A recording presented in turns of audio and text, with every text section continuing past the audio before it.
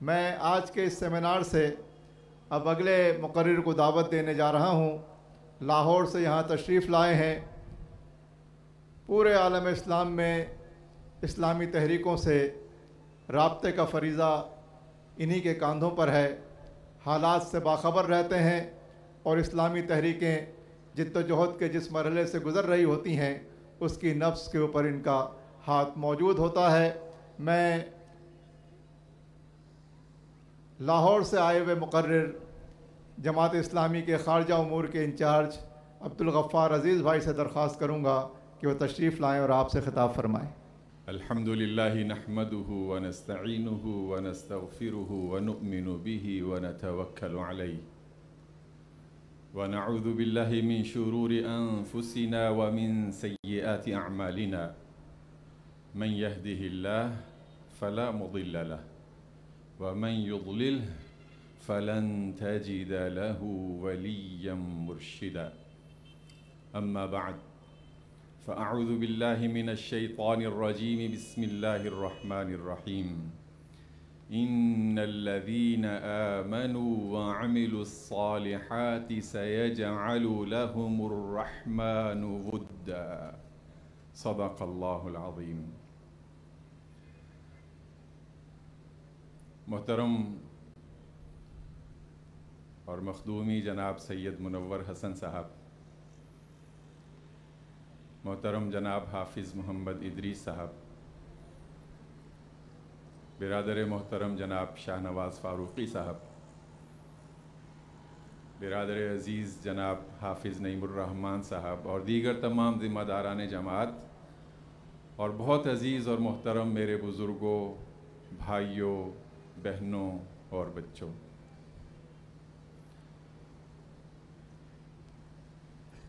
اس سے پہلے شاید اس طرح کے ایک فکری اور ایمانی اجتماع سے ادارہ نور حق میں ملاقات کا شرف اللہ نے عطا کیا تھا، اور مجھے یہ غالب امید اور یقین ہے کہ آپ میں سے اکثر ہمارے بزرگ اور بھائی اور بہنیں اس میں شریک ہوئے ہوں گے۔ قبل اس سے کہ ہم آج کے موضوع اور اس کے حوالے سے گفتگو کریں، اگرچہ یہ بہت مشکل ہے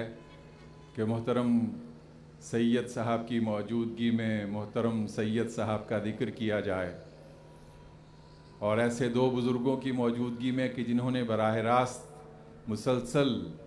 اس مفکر اسلام سے کسب فیض کیا ہو، لیکن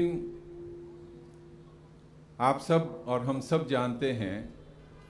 کہ اس طرح کے اجتماعات اور ہماری اجتماعیت کا اصل مقصد وہ صرف سن لینا، بیان کر لینا یا جان لینا نہیں ہے، بلکہ اصل بنیاد وہ ایمان اور علم کے بعد عمل کی ہے۔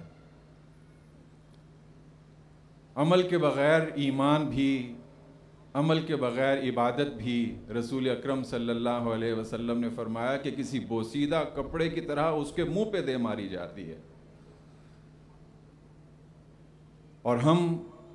اللہ پر ایمان رکھتے ہیں، رسول اکرم صلی اللہ علیہ وسلم کی لائی ہوئی شریعت کو پوری انسانیت کے لیے راہ نجات مانتے ہیں، اور سید ابو الاعلیٰ مودودی نے بھی کوئی نیا دین پیش نہیں کیا، ہمارا ایمان ہے وہی جو قرآن اور سنت کا پیغام تھا، اسے آج کے دور کے تقاضوں اور آج کی زبان میں اللہ کے بندوں تک اللہ کے اس بندے نے پہنچا دیا۔ اور پھر یہ رب ذوالجلال کا ایک خصوصی فضل اپنے اس بندے پہ دکھائی دیتا ہے کہ چونکہ اس پوری جد و جہد کی بنیاد اخلاص پر تھی، صرف اللہ کی رضا۔ دیکھیں انہوں نے جو مختلف تنظیموں کا ذکر ابھی ہم سن رہے تھے، مثال کے طور پہ طلبہ، اسلامی جمعیت طلبہ ہو یا جمعیت طلبہ عربیہ ہو یا جماعت اسلامی، ہم اس کا جو پورا نصب العین اور اس کا پروگرام اور اس کی دعوت جب ہم سنتے اور دہراتے ہیں، بالخصوص چونکہ ہمارا مستقبل، ہماری امید ہیں ہمارے نوجوان، ہمارے بچے، ہمارے طلباء. جو بات ان کے ذہنوں اور دلوں میں راسخ کر دی گئی سید مودودی کی اس پوری تحریک کے ذریعے سے کہ ہماری تمام تر جد و جہد کا اصل مقصد رضا الہی کا حصول ہے. اللہ راضی ہے تو پھر ہمیں دنیا کی کسی قوت کی پرواہ نہیں ہے کہ وہ ناراض ہوتی ہے تو ہوتی رہے، اور خدا نخواستہ ساری دنیا ہم سے راضی ہو جائے، رب ذوالجلال ناراض ہو، تو اس سے بڑی ناکامی اور کوئی نہیں ہو سکتی. اور یہ بھی ہم جانتے ہیں جو رسول اکرم صلی اللہ علیہ وسلم نے اپنے صحابی سے بتایا، نوجوان صحابی کو، پھر کہ احفظ اللہ یحفظک، دیکھو تم اللہ کے ساتھ اپنے عہد کی حفاظت کرو، وہ اللہ تمہاری حفاظت کرے گا. اور یہ بات جان لو کہ اگر اس کائنات کے تمام انسان اور اگلی پچھلے تمام قوتیں مل کر تمہیں وہ فیض اور خیر اور نفع پہنچانا چاہیں جو اللہ نے تمہارے لیے نہیں لکھا تو نہیں پہنچا سکتے. سب مل کر تمہیں وہ نقصان پہنچانا چاہیں جو اللہ نے نہیں لکھا تو تمہیں نہیں پہنچا سکتے. سید ابو الاعلیٰ مودودی نے اسی ایمان کو دلوں میں تازہ کیا، زندہ کیا، اور چونکہ اخلاص کی بنیاد پر تھا. آغاز تو ہندوستان اور اس بر صغیر سے کیا 47 میں، اور وہ پوری مراسلت اور اس کی تاریخ کا موقع نہیں ہے. آپ جانتے ہیں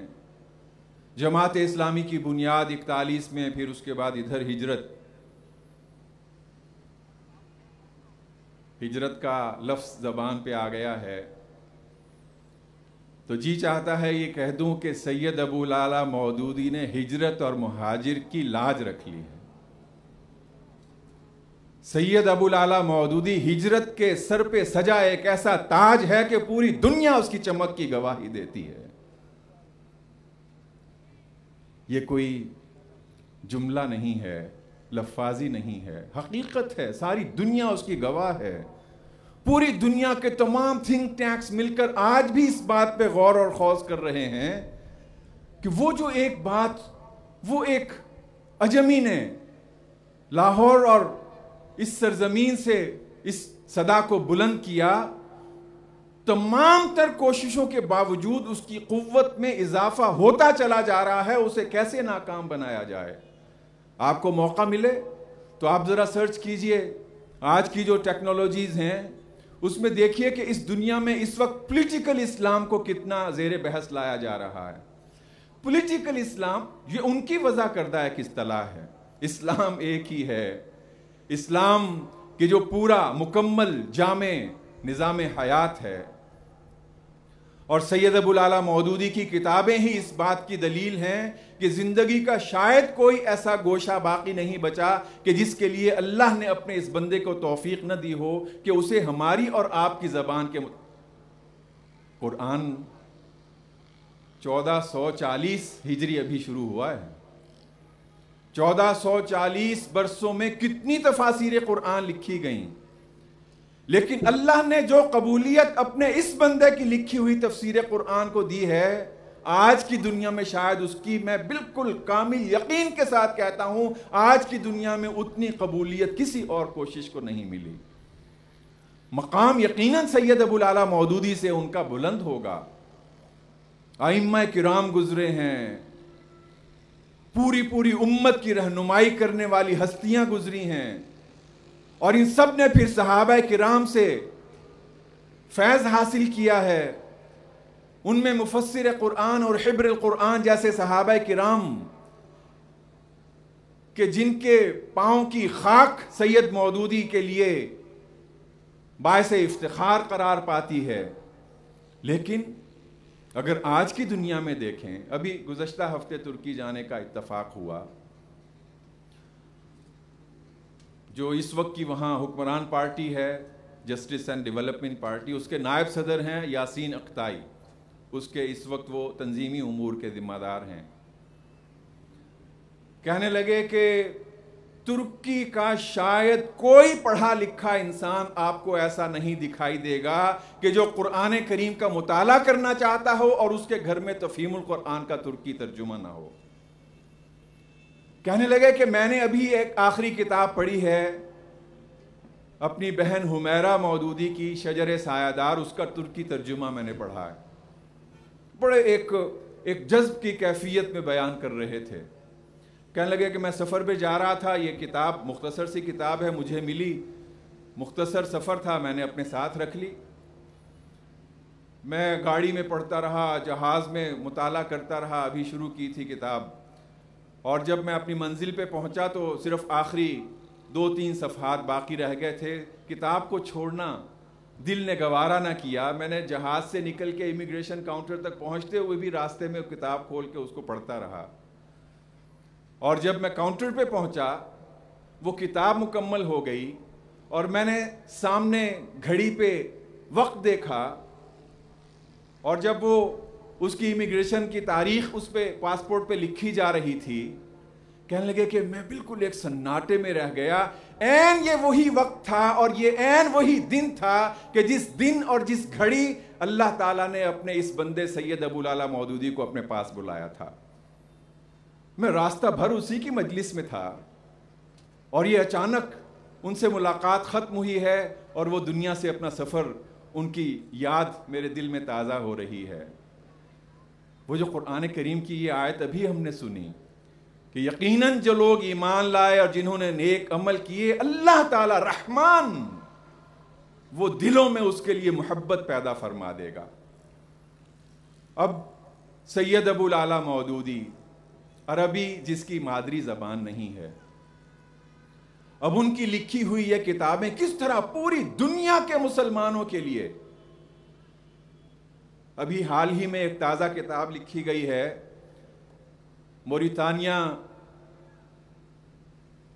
موریتانیہ کا پتہ ہے نا کہاں ہے؟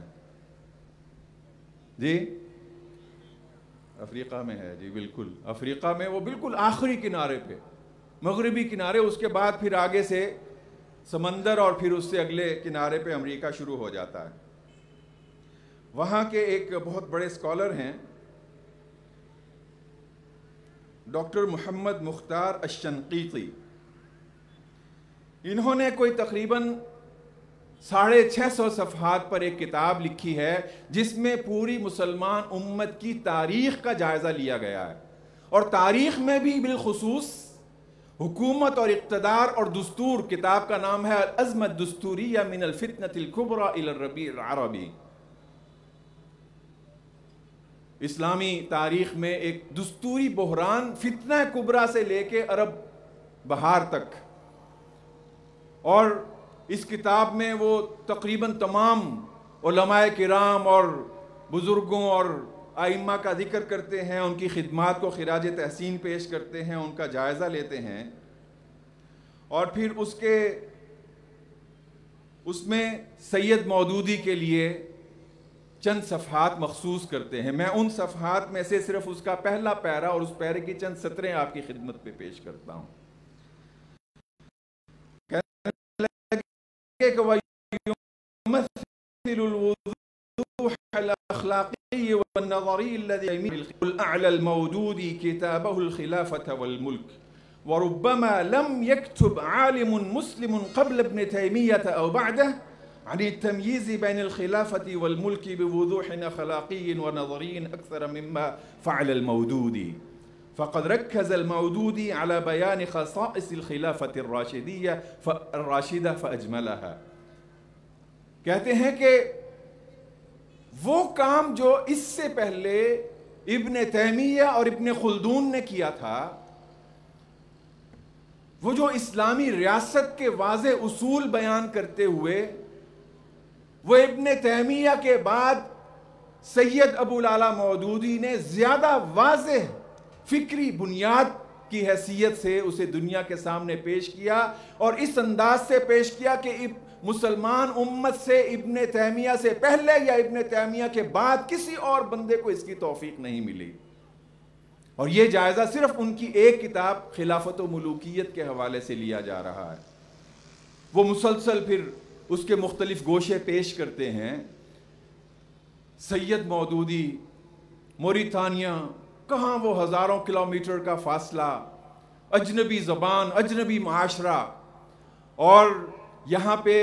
یہ تو ان کی فکر اور ان کی سوچ اور ان کے لٹریچر اور ان کی جو بنیاد ہے اس کو خراج تحسین ہے. لیکن میرے بزرگوں اور بھائیوں، میری عزیز بہنوں، ابھی پچھلے یہ جمعہ نہیں، اس سے پچھلا جو جمعہ تھا، موریتانیہ میں انتخابات مکمل ہوئے. یہ ان کا دوسرا مرحلہ تھا. اس سے 2 ہفتے پہلے اس کا پہلا مرحلہ مکمل ہوا. ایسے عالم میں کہ جب پورے عالم عرب میں اسلامی تحریکوں کی کامیابی کو پاؤں تلے روندا جا رہا ہے، ظلم کی نئی تاریخ رقم کی جا رہی ہے، ہزاروں کی تعداد میں لوگوں کو شہید کیا جا رہا ہے، ایسے عالم میں بھی موریتانیہ میں وہاں کی جو حکمران ایک فوجی جنرل ہے، اس کی پارٹی کے بعد تھوڑے سے فرق کے ساتھ دوسرے نمبر پہ جو تحریک ہے، اس کی تمام تر سوچ اور اس کی جو فکری بنیاد ہے وہ یہ سید ابوالعلا مودودی کے لٹریچر سے اخذ کردہ ہے. دوسرے الفاظ میں آپ اسے جماعت اسلامی موریتانیہ کہہ سکتے ہیں. آج کی دنیا میں بھی، بلکہ خاص طور پہ دارالحکومت کی تو تقریباً تمام نواکشوط، اس کا جو تقریباً تمام سیٹیں جو ہیں وہ وہاں کی جماعت اسلامی نے جیتی ہیں. لوگوں کو معلوم تھا کہ جسے یہ لوگ سیاسی اسلام کہتے ہیں اس کی جیت ہضم نہیں ہوگی، لیکن اس کے باوجود انہوں نے یہ فیصلہ دیا. اور پھر یہ بات بھی ساری دنیا تسلیم کرتی ہے کہ جہاں پہ ظلم و جور کا یہ بازار گرم ہے، مصر میں 60,000 سے زیادہ لوگ جیلوں میں ہیں، لیبیا میں خانہ جنگی ہے، تیونس میں بحران پیدا کیا جاتا ہے، یمن میں، ادھر شام میں لاکھوں لوگ شہید کیے جا چکے ہیں. لیکن اس سب کچھ کے باوجود ساری دنیا تسلیم کرتی ہے، آج اگر ان ممالک کے عوام کو اپنی آزاد رائے کے مطابق اپنے مستقبل کے فیصلے کا حق دیا جائے گا، ان کی ایک ہی چوائس اور ان کا ایک ہی فیصلہ ہوگا کہ ہم اسلامی تحریک اور سید مودودی اور سید قطب اور امام بننا کی تحریک کے ساتھ ہیں. اور اس میں قطعاً یہ اس لیے نہیں کہ میرا تعلق آپ کا تعلق اس تحریک سے ہے، نہیں، ان کے دشمن بھی اس بات کو تسلیم کرتے ہیں. کوشش لیکن دشمن کی یہ ہے کہ اتنا ظلم کیا جائے، ایسے ان کو عبرت کا نشان بنا دیا جائے کہ اس کے بعد پھر لوگ توبہ کر لیں کہ اسلامی تحریک کا ساتھ نہیں دینا. اتنے سال ہو گئے، ہم تو پھر 1928 میں ہم نے اس تحریک کا وجود یہاں پہ اس کی تنظیم کی صورت میں دیکھا، وہاں پہ تو 1941 میں دیکھا، وہاں تو 1928 میں اخوان کی بنیاد رکھی جا چکی تھی. 1949 میں اخوان کے مرشد عام کو ان کے تمام ساتھیوں سمیت انہیں شہید کر دیا گیا اور تمام باقیوں کو گرفتار کر لیا گیا. بعد میں شہادتوں کا سلسلہ جاری رہا. تب سے لے کے آج تک وہاں پہ ظلم و ستم کا بازار جاری ہے. بلکہ اس وقت بھی آپ دیکھیں، آج سے تقریباً 4 دن پہلے اخوان کے موجودہ مرشد عام ڈاکٹر محمد بدیع، 78 سال عمر ہے، عالم عرب کے چوٹی کے 100 سائنٹسٹ میں سے ان کا شمار ہوتا ہے. جب سے وہاں پہ یہ خونی انقلاب آیا ہے تبھی سے وہ گرفتار ہیں. عدالتوں میں لا کے فرضی کارروائی کے بعد مسلسل انہیں 4 دفعہ سزائے موت کا اعلان کیا جا چکا ہے. اور پتہ ہے قید کتنی ہے؟ یعنی کہ پھانسی بھی دی جانی ہے لیکن قید بھی کرنا ہے، قید بھی سنائی ہے. صرف مرشد عام کے لیے 78 سالہ اس بزرگ اور چوٹی کے اس مفکر اور رہنما کے لیے مصر کی جیلوں سے مجموعی طور پہ اب تک 150 سال قید کی سزا سنائی جا چکی ہے. اور یوں کھیپ کی کھیپ لائی جاتی ہے اور انہیں چند منٹ میں فیصلہ کر کے سزائے موت سنا دی جاتی ہے واپس. بلکہ اب جو 4 روز پہلے مرشد عام لائے گئے ہیں تو اس کیفیت میں لائے گئے ہیں کہ چلنا ممکن نہیں تھا، اسٹریچر پہ لاد کے لایا گیا۔ میرے بزرگوں اور بھائیوں، کہتے ہیں کہ مایوسی ہے کارکنان میں، دل شکستہ ہو رہے ہیں، ہمت ہار رہے ہیں۔ 70 سال سے ہم نے کتنے تمام تجربات کر کے دیکھ لیے، مختلف ہم نے اسٹریٹجیز اور لائحہ عمل اختیار کر کے دیکھا، نہیں وہ وہاں پہ اخوان اتنے ساری کامیابی کے بعد نہیں جیت سکے، اپنی جیت کی حفاظت کر سکے، تو ہم تو ابھی بہت پیچھے ہیں۔ مرشد عام کی اس گرفتاری اور اس تمام سزا اور عقوبت کے عالم میں ان کا جو پیغام اپنے کارکنان کے لیے باہر آیا ہے، اس میں انہوں نے ایک واقعہ لکھا، آپ سب جانتے ہیں، ہمارے بزرگ بیان کرتے ہیں، سیرت کی کتابیں بتاتی ہیں کہ جب اذان عطا ہوئی، نماز فرض ہو چکی تھی، باوضو ہو کے رسول اکرم صلی اللہ علیہ وسلم کی امامت میں صحابہ کرام نماز ادا کر رہے تھے، تو چند صحابہ جماعت سے لیٹ پہنچے اور انہیں اس بات کا قلق تھا کہ نماز تو اب ہم پڑھ ہی لیں گے، لیکن حضور کی امامت میں نماز سے آج ہم محروم رہ گئے۔ یہ صحابہ کرام آبدیدہ ہو گئے، اچھا ان کی تو نماز رہ گئی تھی، یہ آبدیدہ ہوئے۔ لیکن ایک اور صحابی بھی اس موقع پہ بڑے رنجیدہ ہو گئے، رونے لگ گئے، حضرت عبداللہ ابن زید رضی اللہ عنہ۔ انہوں نے حضور کی امامت میں نماز پڑھی تھی، وہ اس بات پر رنجیدہ تھے کہ یہ میرے بھائی ہیں، میرے ساتھی ہیں، اور اپنے نبی کی امامت میں نماز سے محروم ہو گئے ہیں۔ کیا ایسا طریقہ ہو کہ ان لوگوں کو بھی اطلاع ہو جایا کرے کہ اب نماز کا وقت ہو گیا ہے اور یہ نماز کے لیے آ جائیں۔ اور آپ جانتے ہیں سیرت کی کتابوں میں تفصیل سے بتایا گیا کہ رات کو حضرت عبداللہ ابن زید کو خواب میں آیا، وہ ساری تفصیل سے واقعہ آپ جانتے ہیں، جو بھی تجاویز آئیں، خواب آیا اور اس میں اذان کے کلمات سکھا دیے گئے۔ اگلے صبح حضور کی خدمت میں حاضر ہوئے، بتایا کہ وہ اذان میں نے یہ واقعہ ہوا، یہ مجھے کلمات سکھائے گئے، ابھی یہ بیان کر رہے ہیں حضرت سے حضرت عمر فاروق، لو کان بعدی نبی لکان عمر، میرے بعد کوئی نبی ہوتا تو عمر ہوتے رضی اللہ عنہ، وہ بھی آ گئے۔ مرشد عام نے یہ واقعہ بیان کرتے ہوئے کہا کہ دیکھیں اگر اللہ تعالیٰ انہیں اللہ کو منظور ہوتا تو حضرت عمر فاروق پہلے آ جاتے، انہیں بھی خواب میں یہ اذان کے الفاظ دکھائے گئے تھے،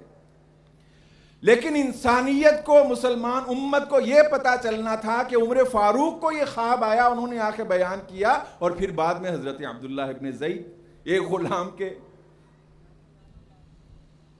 لیکن چونکہ دل میں قلق اتنا تھا کہ یہ حضور کی امامت میں نماز ادا کرنے کا پیغام ان میرے بھائیوں تک نہیں پہنچ سکا، رونے لگ گئے، اور اللہ نے یہ شرف ان کے نصیب میں لکھا کہ اذان پھر قیامت تک جہاں پوری دنیا میں بلند ہوگی، اس میں سے ایک اجر مکمل کا مکمل وہ ان صحابی کو بھی دیا جائے گا، دیا جاتا رہے گا۔ مرشد عام نے اس عالم میں کہ جب یہ جور و قتل اور غارت وہاں پہ جاری ہے، انہوں نے کہا، بلکہ ایک اور بہت خوبصورت جملہ اسی پیغام میں ہے، کہنے لگے کہ جو میرے بھائی اور جو میری بہنیں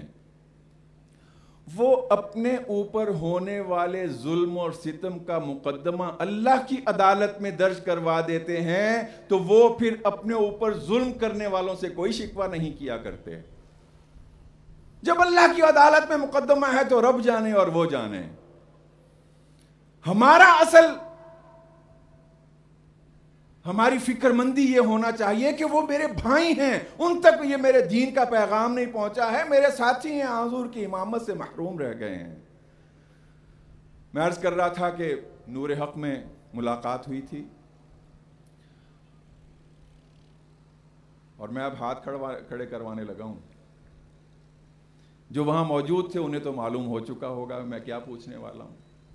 اس میں میرا خیال ہے کہ ہم نے حضور صلی اللہ علیہ وسلم کی سیرت کا مطالعہ کرتے ہوئے چند فیصلے کیے تھے، وعدہ کیا تھے اپنے اللہ سے، جی یاد ہیں؟ چلیں جنہیں یاد ہیں کم از کم اور وہ وہاں موجود تھے. اچھا یاد بھی نہیں رہا, یا نعرہ تکبیر جو یہاں سے تھوڑا سا ہلکا سا ہم نے سنا اسی کی طرح وہ ہمیں ہاتھ دکھائی نہیں دے رہے. اللہ برکت دے آپ کو. لیکن میں عرض یہ کر رہا ہوں, ہم نے چند چھوٹے چھوٹے اعمال کے لیے دوبارہ تجدید نیت کی تھی کہ آئندہ ہم نے انشاءاللہ اس بات کا ضرور اہتمام کیا کرنا ہے کہ اپنے نبی کے فرمان اور اپنے نبی کی بشارتوں کی روشنی میں وہ حضرت اسامہ اور وہ جو مختلف واقعات اور احادیث کی روشنی میں ہم نے انشاءاللہ جماعت اسلامی کے کارکن نے اس بات کی کوشش کیا کرنا ہے کہ وہ ہمیشہ باوضو رہیں. یاد ہے؟ نہیں یاد ہے؟ اسی طرح ہم نے چند اور اسی طرح کی آسان جہاں سے آغاز ہوتا ہے, وہ جس طرح ہر انسان کو ضرورت ہے, فتح کے بعد بھی اللہ تعالیٰ کی طرف سے حکم ہوتا ہے فَسَبِّحْ بِحَمْدِ رَبِّكَ وَاسْتَغْفِرْ, اب مزید اپنے اللہ کی تسبیح بیان کرو. اور اس موقع یہ صورت عطا ہو جانے کے بعد حضرت عائشہ ام المؤمنین رضی اللہ عنہا فرماتی ہیں رسول اکرم صلی اللہ علیہ وسلم اتنی کثرت سے یہ دعا یہ تسبیحات کیا کرتے تھے, سبحان اللہ و بحمدہ استغفر اللہ و اتوب الیہ. اس کثرت سے یہ الفاظ دہراتے تھے کہ میں نے ایک بار پوچھا کہ یا رسول اللہ صلی اللہ علیہ وسلم آپ اتنی کثرت سے, فرمانے لگے کہ مجھے حکم ہوا ہے اس صورت کے ذریعے سے, اس لیے میں اس کا خصوصی اہتمام کرتا ہوں. وہ جو اصل مقصد اقامت دین, وہ جو مکمل نظام حیات, وہ جو ساری دنیا کو اس بھولا بسرا پیغام سید مودودی اور سید قطب اور اخوان کی اس پوری قیادت اور اسلامی تحریک نے یاد دلایا, یقیناً وہی مکمل ہدف ہے. لیکن آغاز تو وہ پہلے بھی شاید میں نے آپ سے ذکر کیا تھا, فلسطین غزہ میں اللہ نے آپ کی نمائندگی کرتے ہوئے جانے کا شرف عطا کیا. تو غزہ کی دیواروں میں, اور غزہ آپ کو کیا معلوم کہ غزہ کیا ہے؟ غزہ وما ادراک ما غزہ, غزہ کیا ہے؟ غزہ ان اہل ایمان کی سرزمین ہے کہ گزشتہ 12 سال سے جن کی تمام تر علاقے کو محصور کر کے زندگی ان سے اس کا حق چھینا جا رہا ہے. مطالبہ اور شرط صرف یہ ہے کہ تم اسلامی تحریک کا ساتھ چھوڑ دو, حماس کا ساتھ چھوڑ دو. حماس کے بانی شیخ احمد یاسین وہ اپنی ایک گفتگو میں فرما رہے تھے سید مودودی کا ذکر کرتے ہوئے کہ الامام ابو الاعلی المودودی قد تربینا علی کتبہ وترعترعنا فی فکرتہ. یہ امام ابو الاعلی مودودی ہیں کہ ہم نے ان کی کتابوں پر ان کے ذریعے سے اپنی تربیت کی, اور ان کے نظریہ اور ان کی فکر کے اس کے سائے میں ہم نے اپنی پرورش مکمل کی. یہ اس کا ساتھ چھوڑ دو, ہم یہ تمہارا حصار ختم کر دیتے ہیں.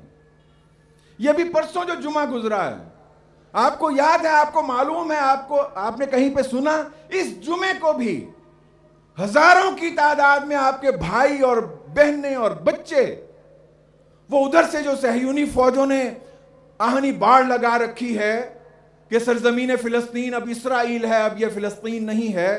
وہاں ان کے سامنے جا کے بالکل نہتے ان افراد نے جا کے اپنا یہ عزم اور اس کا اعلان کیا کہ بیت المقدس اور سرزمین مسجد اقصی یہ ہمارے نبی کی امانت ہے جسے ہم نے ہر صورت میں واپس لینا ہے, ہم اپنے اس حق سے دستبردار نہیں ہوں گے. اور اس جمعے کو بھی جو پرسوں جمعہ گزرا ہے, یہ جو باڑ ہے, اس کے سامنے آپ کے 7 بھائی جن میں 3 معصوم بچے تھے وہ شہید ہوئے. یہ جو 7 شہید ہوئے ان میں سے ایک 12 سال کا بچہ تھا. 12 سال کی عمر میں اس نے قرآن کریم مکمل حفظ کیا ہوا تھا. 12 سال کی عمر میں یہ اسکول جا کے تعلیم حاصل کر رہا تھا, اور اپنی دنیا میں آمد ہی اس نے جنگ کے سائے میں زندگی کا آغاز کیا, اور اس جمعے کو شہادت کا تاج پہن کر اپنے اللہ کے حضور چلا گیا. میرے بزرگوں اور بھائیوں، وہ 60,000 جو جیلوں میں ہر ظلم برداشت کر رہے ہیں، یہ غزہ میں 12 سال سے جو محروم ہیں، ہر جمعے اور ہر روز ان میں سے کوئی نہ کوئی وہ اپنی جان آفریں کے سپرد کرتا ہے۔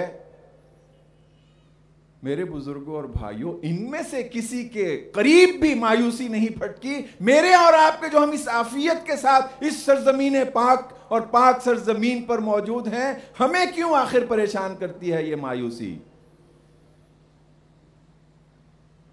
وہ جو مرشد عام نے کہا، میری اصل فکر مندی یہ ہونا چاہیے کہ وہ جو میرے بھائی میرا پیغام ابھی تک نہیں حاصل کر سکیں۔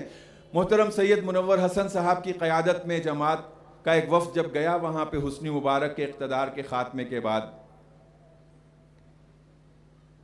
تو مرشد عام نے تفصیلی ملاقات میں ساری تفصیل بتائی۔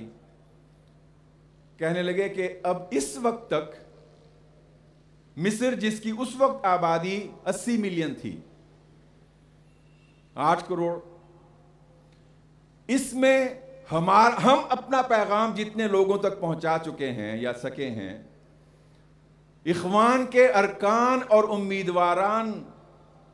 امیدواران رکنیت کی تعداد اس وقت تک ہم صرف 20 لاکھ تک پہنچا سکیں، اور ہم یہ سمجھتے ہیں کہ 8 کروڑ کی اس آبادی تک ہمارا پیغام نہیں پہنچ سکا۔ ہم جیلوں میں تھے، ہم مسلسل تشدد اور ظلم و ستم کا سامنا کر رہے تھے، اس لیے ہم اپنی بات اپنی قوم تک نہیں پہنچا سکے۔ ہم آئندہ پورے عرصے کے لیے یہ پلاننگ کر رہے ہیں کہ ہماری اصل توجہ وہ ان لوگوں تک، اپنے بھائیوں تک، اپنی قوم تک اپنا اصل اسلامی تحریک کا سبق پہنچانا ہے۔ پھر اس کے بعد ہم دیکھیں گے کہ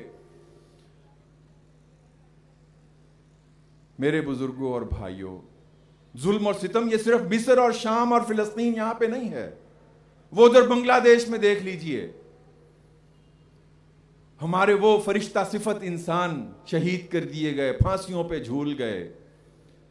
ان کے امیر بھی سید ابو العلا مودودی تھے۔ یہی ہمارا مشرقی بازو تھا،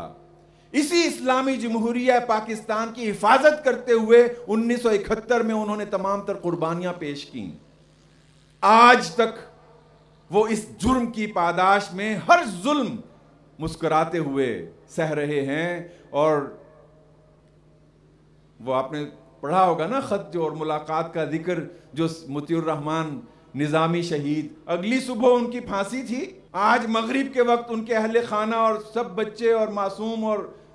بیٹے اور بیٹیاں ملنے کے لیے گئے ہیں، دنیا سے رخصت ہو رہے ہیں، سب صبح فجر سے پہلے پھانسی لگا دیا جانا ہے۔ بیٹے سے اور گھر والوں سے مشورہ کر رہے ہیں کہ صبح ملاقات کے لیے جانا ہے تو بتاؤ ذرا صبح کون سا لباس پہن کے جاؤں۔ بچے بتاتے ہیں کہ وہ جو فلاں کرتا ہے اور جو فلاں پاجامہ ہے وہ ٹھیک رہے گا، آپ وہ پہن کے جائیے۔ وہ بچے کو کہتے ہیں اچھا تم نے میری نماز جنازہ پڑھانا ہے اور تم نے نماز جنازہ کے وقت یہ اس طرح لباس پہنا۔ یہ کوئی ولیمے کا، کسی شادی کی تقریب کا ذکر ہو رہا ہے، لیکن یہ سید ابو العلا مودودی کے تیار کردہ وہ فرشتہ صفت انسان ہے کہ زندگی کی قیمت یہ ہے کہ اللہ کے دین کو سر بلند کرنے کے لیے ہر قربانی سے گزر جایا جائے کہ تاکہ اللہ کی رضا حاصل ہو جائے۔ ساری مسلم دنیا میں آپ کو اس طرح کی عملی تصاویر، عملی مناظر دکھائی دیتے ہیں، اور ان تمام تر ظلم و ستم کے باوجود آپ دیکھیے بنگلہ دیش میں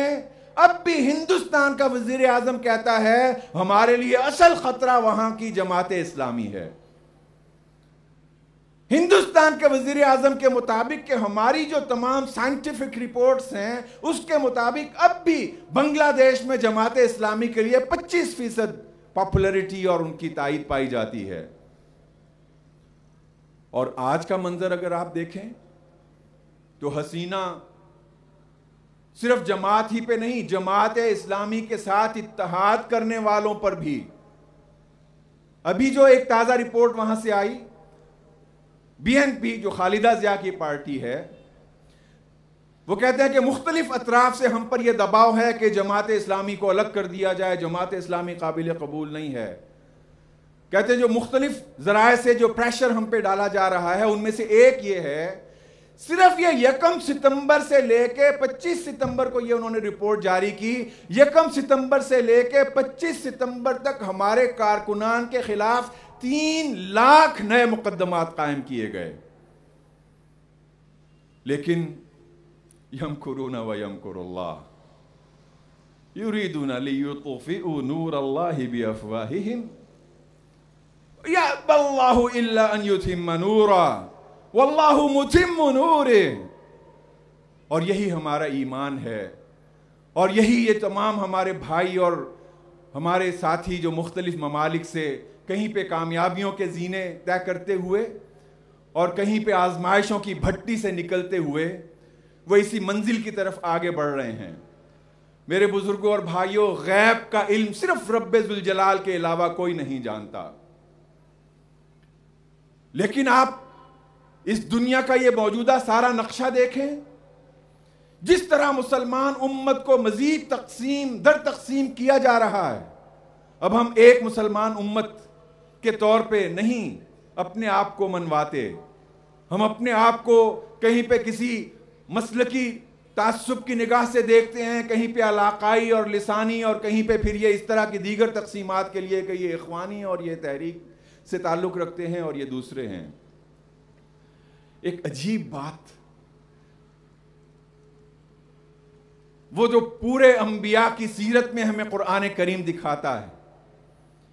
جس ہستی نے بھی اللہ کے دین کی طرف اخلاص کے ساتھ پکارا، وہ جو ابھی ہم سن رہے تھے، اپنی ذات کی طرف نہیں، اللہ کے دین کی طرف، صرف اس کے کلمے کو بلند کرنے کے لیے، قوم نے ان پر ظلم ڈھائے، ان پر مختلف الزامات لگائے، مختلف تہمتیں لگائیں. سید ابو العلا مودودی کو بھی ہمارے دونوں بزرگ عینی شاہد ہیں.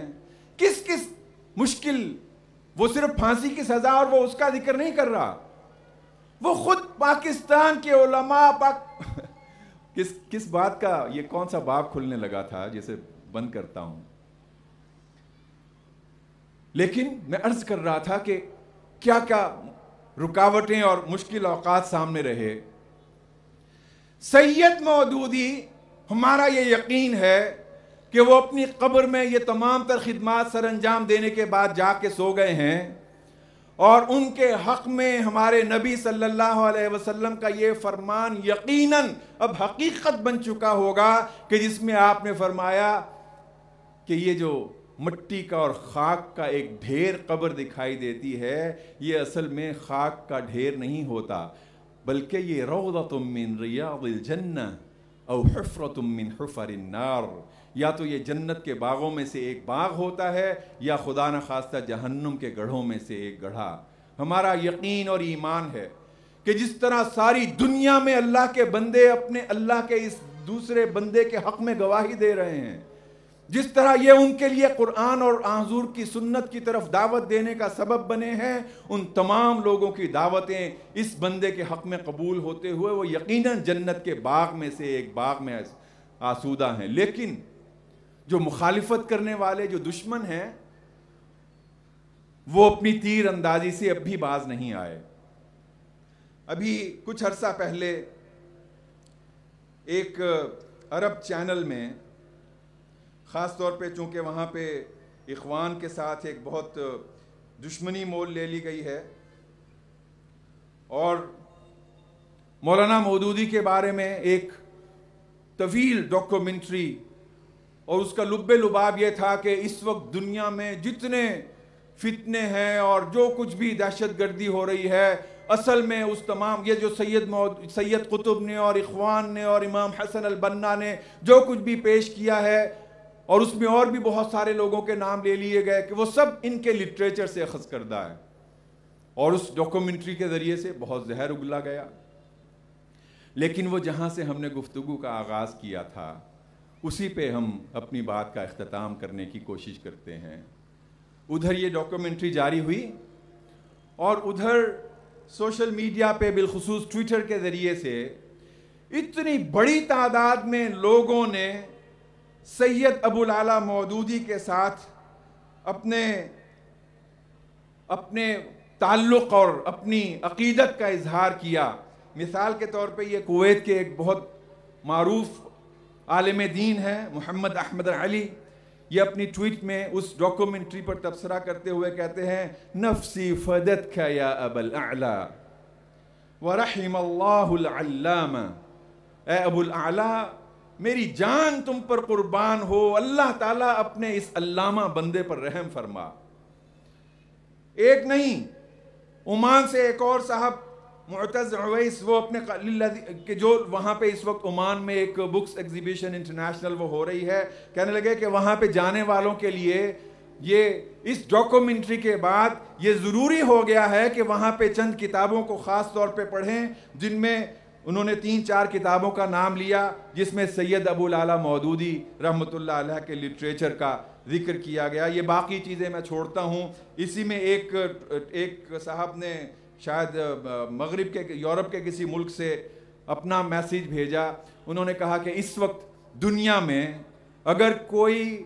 محکم ترین ترجمہ قرآن موجود ہے تو یہ میں چند نام ان میں سے گنواتا ہوں۔ انہوں نے کہا کہ جس میں انگریزی ترجمہ اگر کسی نے پڑھنا ہے تو محمد پکتھال اور عبداللہ یوسف، اور عربی اور افغان ان کے لیے الہلالی ان کا ترجمہ، اور پھر سید مودودی نے جو قرآن کریم کا ترجمہ پیش کیا، اور پھر اسی طرح امریکہ کے ایک پورے گروپ نے صحیح انٹرنیشنل، وہاں سے آپ کو جو ترجمہ ملے گا یہ قرآن کریم کے موثوق ترین اور شاندار ترین ترجمہ قرآن میں موجود ہیں، ان سے استفادہ کرنا چاہیے۔ میں عرض کر رہا تھا کہ وہ نور خدا ہے کفر کی حرکت پہ خندزن۔ لوگوں نے تو اس لیے یہ سارا پروگرام کیا اور اتنا خرچ کر کے ڈاکومنٹری بنائی کہ سید مودودی کی فکر اور ان کے بارے میں لوگوں کے دلوں میں شکوک و شبہات ڈالیں۔ اللہ تعالیٰ نے اسی کو، وہ عربی میں ایک شاعر کہتا ہے کہ اللہ تعالیٰ جب کسی خوبی کو پھیلانا چاہتا ہے تو وہ اس خوشبو کی عود کی لکڑی کی طرح اس کو چنگاری دکھا دیتا ہے کہ اس کے سلگنے سے پھر اس کی خوشبو وہ پورے معاشرے میں پھیل جاتی ہے۔ میرے بزرگوں اور بھائیوں، الحمدللہ آپ، اور یہ میں کوئی مبالغہ نہیں کر رہا ہوں، آپ اس شاندار شہر کراچی کی شان ہیں، اور شہر کراچی پاکستان کی شان ہے۔ اہل کراچی کو اللہ تعالیٰ نے جو صفات دی ہیں، میں اپنے بزرگوں سے بھی اگر آپ کے سامنے گواہی لینا چاہوں تو میری اس بات سے اتفاق کریں گے، وہ بہت ساری کوالٹیز، وہ بہت ساری صفات جو اللہ نے آپ لوگوں کو دی ہیں، وہ شاید پاکستان کے کسی اور کونے میں آپ کو نہ ملیں۔ آپ ہی نے افغانی صاحب اور نعمت اللہ خان صاحب کی صورت میں پورے پاکستانی قوم کو دکھایا کہ ایک ایماندار قیادت کس طرح پورے شہر کا نقشہ بدل سکتی ہے۔ اور اب یہ جو آئندہ مراحل ہیں، میں عرض یہ کر رہا تھا غیب کا علم صرف رب ذوالجلال کو ہے، لیکن میں ان تمام جو اس وقت لکھے گئے مختلف پیپرز ہیں، جس میں تحریک سے تعلق رکھنے والے لوگ بھی ہیں اور غیر تحریکی لوگ بھی ہیں، میں ان تمام ریسرچ پیپرز اور ان کی تمام تحقیق اور اس کے نچوڑ کے طور پہ آپ سے عرض کرتا ہوں، ان کے مطابق بھی، اور پہلے شاید کسی نشست میں آپ سے ذکر کیا ہوگا وہ جو شیخ احمد یاسین نے اپنی بات کہی تھی، ان تمام مطالعوں کی روشنی میں یہ جو آئندہ آنے والی صدی ہے، آئندہ آنے والا جو عشرہ ہے، یہ پوری اسلامی امت کے لیے ایک تاریخی عشرہ شروع ہو رہا ہے، ایک اہم موڑ ہے۔ یہ اس وقت جو سٹیج تیار ہو رہا ہے، ان قربانیوں کے نتیجے میں یہ ظلم ڈھایا جا رہا ہے، اس ظلم کو اللہ تعالیٰ اپنی جناب میں ان قربانیوں کو قبول کرتے ہوئے آئندہ عشرے میں غیب کا دعویٰ نہیں کیا جا رہا، لیکن آئندہ عشرے میں دنیا دیکھے گی، ہر ڈکٹیٹر وہ عبرت کی نشان بنے گا، اللہ تعالیٰ اپنے اہل ایمان بندوں کو وہ کامیابیاں عطا کرے گا کہ ہر شخص جس کے سامنے وہ ہیچ ہو جائے گی، ساری دنیا تسلیم کرے گی کہ بالآخر حق وہی ہے کہ جو اللہ کے ان مخلص بندوں نے اس دنیا کو دکھایا، اور اللہ تعالیٰ کی نصرت بالآخر اسے حاصل ہوئی۔ پروردگار ہماری اس دعا کو قبول فرما، ہم سب کو ان میں شامل فرما کہ جن کے ذریعے سے آپ نے اپنے دین کا پرچم بلند کرنا ہے، اپنے دین کا کلمہ سر بلند کرنا ہے۔ وآخر دعوانا ان الحمد للہ رب العالمین۔